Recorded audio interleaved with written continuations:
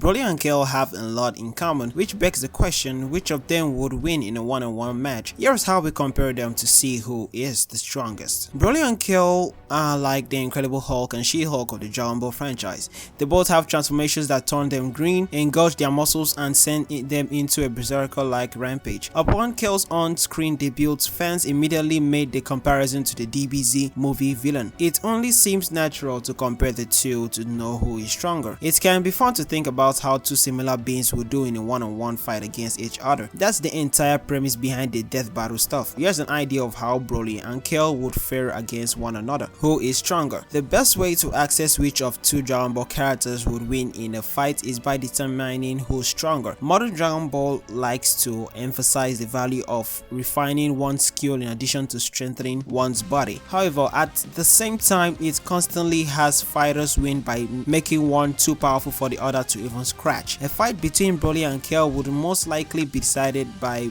whichever side has the most absolute force. Broly and Kale's power levels are best measured in a total of 9 tiers based on their transformations, who they fight, and how they fare. At the bottom of this list in the 9th tier is Goku in his Super Saiyan Blue form at the start of the Tournament of Power. When Kale confronts him in her first major battle, she transforms into a state, and unlike Broly's legendary Super Saiyan form, in this state Kale completely powers through Super Saiyan Blue, Goku's attacks, and badly beats him to stupor, which puts her on tier above him. In their next encounter, Kale learns to control her newfound power thanks to Kufla by concentrating and focusing her energy. Kale becomes an even stronger being than she was in her initial transformation, which puts her in, let's say, the 7th tier. Despite this, Goku has also recently unlocked a new level of strength, the 6th tier, and is able to fend off both Kale and Kufla in his Super Saiyan God form. Kale can reach higher levels of strength by fusing with Kufla to form Kefla. Well, by other cases, this actual fusion will be counted because the goal is to see how Kale would fare in a one-on-one fight with Broly. So adding fusion would defeat the purpose. For the sake of maintaining the comparison,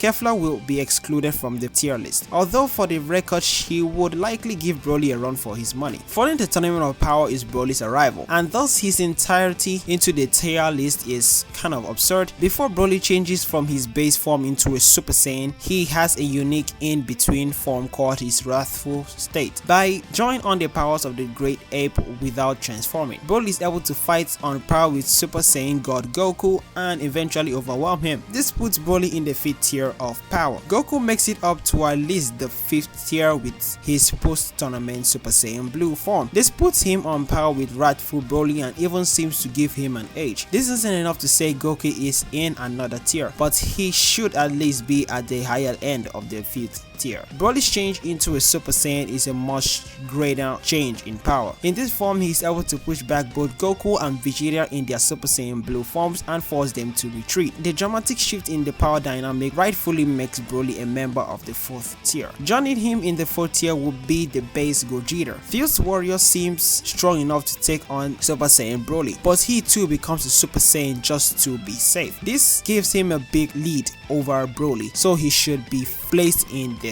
3rd tier. Broly is able to close the gap with his ultimate transformation into the legendary Super Saiyan form. He pushes Gogeta to Super Saiyan Blue, which is enough to finally defeat Broly, or at least it would have been if the fight wasn't cut short. Legendary Super Saiyan Broly and Super Saiyan Blue Goku represent the 2nd, 1st tier respectively. As fun as the idea of putting Kale up against Broly sounds, it sadly wouldn't be a contest. Broly is far too many legs of power above Kale to make it even as a match. If Broly's fighting style wasn't all about powering through his opponent's attack, Kale would never even touch the man. She would probably stand more of a chance after fusing with Kefla. But that goes against the spirit of the comparison. As things stand, Broly would most certainly win in a one-on-one match against Kale, which in my own case will put him as the strongest among the two powerful legendary Super Saiyan warriors. What do you think about the video? Do you enjoy it? Do you want to drop a like? Subscribe to the channel. It helps grow, it keeps me motivated for drawing better content, and I hope to see you in the next one when I'm bringing another superhero topic. See you next time. Peace.